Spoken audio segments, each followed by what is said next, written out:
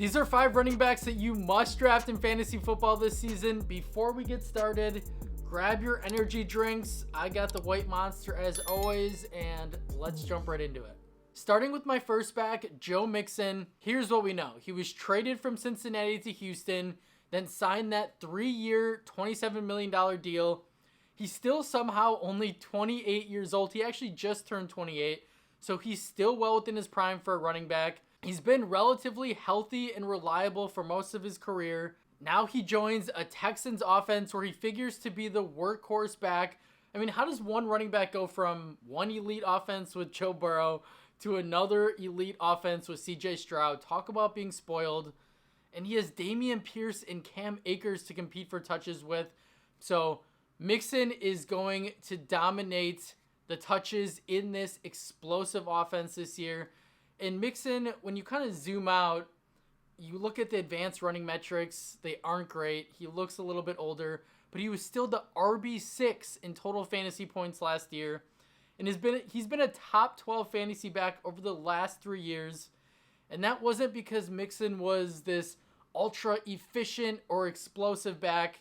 No, that is not Mixon anymore. He thrives on volume, pass down work, and total touchdowns, which he's going to see all of those things most likely in Houston this year. Now, you could argue that his pass down opportunities might drop a little bit with the Texans being so loaded at receiver with Diggs, Dell, and Nico Collins. But you could also argue that his touchdown upside, he could be in that 15 touchdown range this year, because when you're in an offense with CJ Stroud, you're going to be in scoring position early and often. And Mixon knows how to get it done when it comes to scoring touchdowns. Over the last 5 seasons, he has 49 touchdowns in 69 games. And he's still a solid pass catcher with an 81% catch rate in his career while averaging 6.2 yards per target. So you can get a running back that is going to be the workhorse on probably what's going to be a top 5 offense. He's going as the RB15 on Sleeper right now at the end of round 4. He is a must draft at that spot. That is incredible value. And again, Mixon isn't like, you're not drafting Mixon being like, oh, he could finish as an RB1 overall. Probably not. But I think he's going to return value on RB15.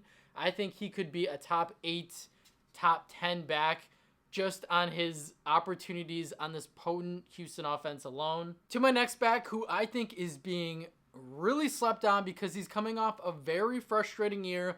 And in fantasy, when you get burned by a player, you just completely say, I am done with this player.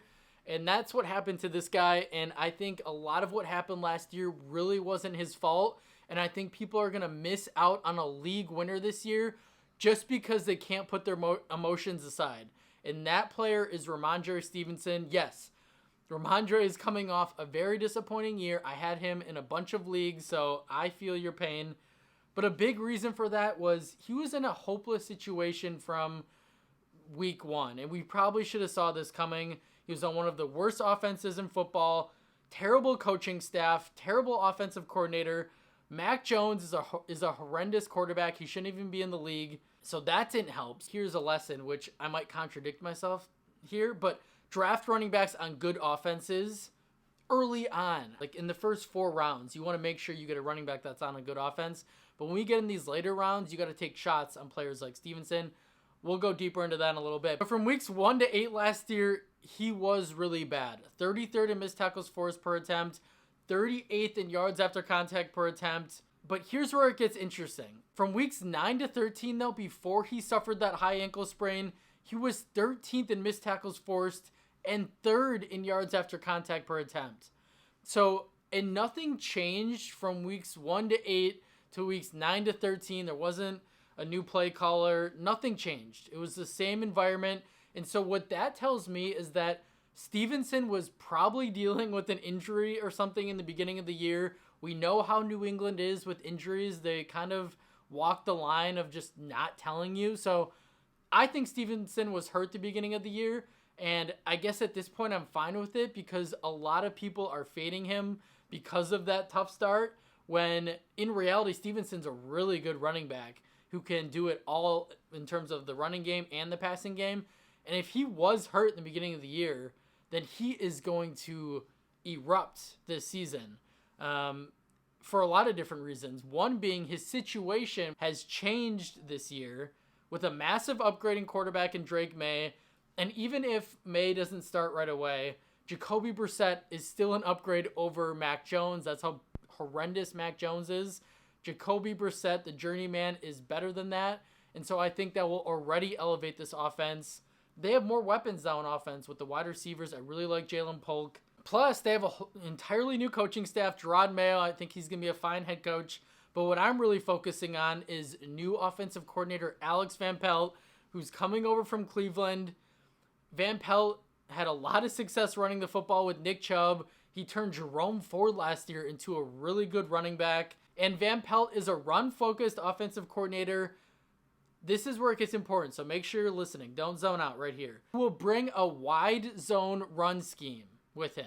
Alex Van Pelt, the offensive coordinator, is going to bring a new wide zone run scheme to New England this year. And why that's so important is because Stevenson ran that system, that scheme, at Oklahoma in college where he thrived, where he had a ton of success. He hasn't been able to run that as much at the pro level, and that's absolutely massive news because I think Stevenson is going to ball out. Whether you like it or not, Stevenson is a workhorse back in this league. He has a 3-down skill set. He's a really good receiving back. I believe in 22, he had 69 receptions. That is elite, especially when you're drafting a back later in rounds. If you can get a guy who just is coming off a rough year and now he's in a better situation, and he is really, really talented, that is going to be what I call a league winner. On top of that, he signed a massive contract, which tells us everything we need to know about Antonio Gibson. He's not going to threaten Stevenson for touches.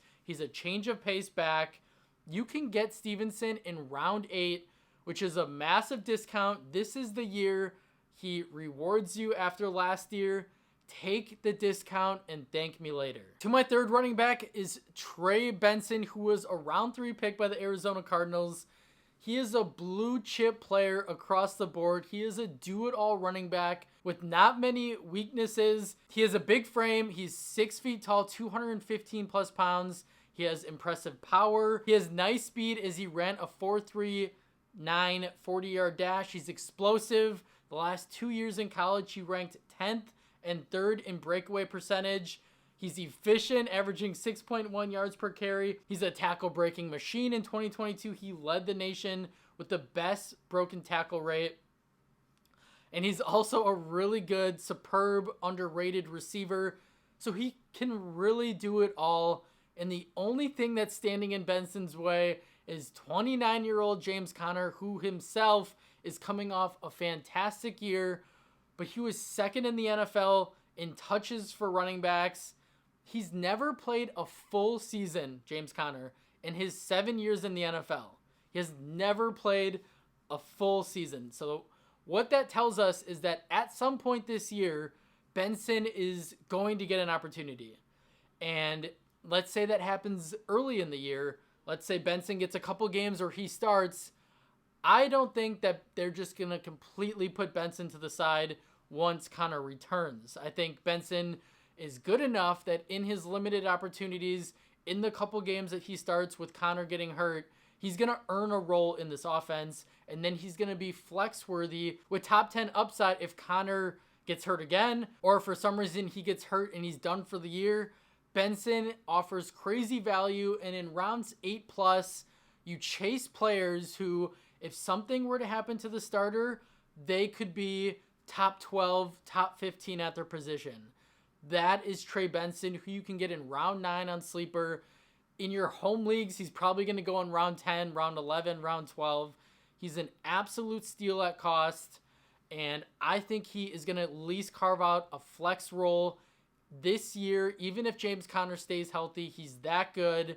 Take a chance on him in the later rounds in fantasy football. To my next guy, who's a little more obvious, a little bit bigger of a name, is Isaiah Pacheco. Anytime you can draft a talented player on a Patrick Mahomes-led offense, you do it.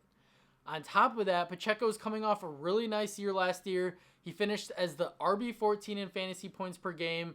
He was 12th in explosive run rate, 11th among all running backs in total opportunities per game. He's a home run threat with his 4.37 speed. He brings an unmatched motor, violent running style. And Peko is my dark horse to finish as the RB1 overall this year. I think it's very possible, and let me tell you why right now. The Chiefs decided not to re-sign Jerick McKinnon. In 7 games without McKinnon last year, Peko was the RB3, averaging 20 fantasy points per game, along with 20 total touches. That tells you all you need to know. In order to be the RB1 overall, let's touch on that for a second. You have to catch passes. With McKinnon gone, Peko is going to be in that role. He's already been working with the receiver coach this offseason to elevate his game. He caught 44 passes last year. I think he catches 60 plus passes this season, even with more weapons on offense. I think Mahomes is going to absolutely look for him in that role. And some may worry about Pacheco's injury history, which is fair because of how violent of a runner he is, but he's only missed 2 games in the 2 seasons that he's been in the NFL. So he fights through a lot of pain, fights through a lot of injury. He's tough as nails, and I do think he's pretty durable and reliable for the most part. I'm statting Peko out to go for over 1,000 rushing yards for the first time in his career, 60 plus receptions, and 12 to 15 total touchdowns. I think he is going to have a career year. He's a running back that needs to be drafted on as many of your fantasy teams as possible. To my last running back that you must draft in fantasy football this year, that is Taj Spears, who had a fantastic rookie season, all things considered, playing behind Derrick Henry. To get an even better grasp about how good of a player Tajay really is, his final year at Tulane, 1,500 rushing yards, 19 touchdowns on 229 carries, 6.9 yards per carry. So he's been an explosive, efficient back ever since college, and that continued in his first year in the NFL, averaging 4.58 yards created per touch, 5th in explosive run rate, 14th in yards after contact per attempt, and then he also had 52 receptions, 70 targets, which was 3rd on the team. We were all excited for Spears this season, and then Tennessee decided to crush our hopes and dreams and sign Tony Pollard to a 3-year, $21 million deal, who's coming off a very disappointing year. 44th in yards created per touch. He was extremely inefficient. He looked slow. He looked unathletic. He didn't look explosive. Now, I will say, a lot of that could probably be blamed on him still recovering from that gruesome injury where he fractured his leg, sprained his ankle in that playoff game on January 23rd, 2023. And then I remember in an interview, Tony Pollard at the end of the year said that he felt completely different, and it showed in the numbers from weeks 11 to 18. He was 15th in yards created per touch. So Tony Pollard is a 27-year-old back. Do I think all of a sudden he's cooked? No, absolutely not. I think he is going to have a strong bounce back year. That being said, I do think both backs can thrive in this new Brian Callahan, what I think is going to be an explosive Tennessee offense that will probably surprise a lot of people this year. We see in a lot of NFL teams that 2 running backs can thrive for fantasy. Raheem Mostert, Devon Achane, David Montgomery, Jahmyr Gibbs. There's Jalen Warren, Najee Harris. So that being said, I do think that Pollard and Spears are going to have nice seasons. They kind of cap each other, right, to an extent. Neither one is going to have probably an RB1 season, but I think that they can be RB2s. One could be a flex. I just prefer to bet on the more explosive, efficient back that you can get at a better value. I think there's a world that Tajay Spears is playing the Tony Pollard role in Dallas, and Tony Pollard is playing the Zeke role. I think that is a strong possibility. Tony Pollard is the starting running back, but Spears is going to be challenging him at every moment, and I could see Spears being the back that gets the high value touches, the pass down work, the red zone work, and Tony Pollard gets the work in between the 20s. That is a very real reality, and if you play in full PPR, Tajay Spears is going to have an electric, fantastic, potentially league-winning season. If Tony Pollard were to get hurt, Taj Spears has top 12, top 10, maybe even top 5 overall upside at the running back position.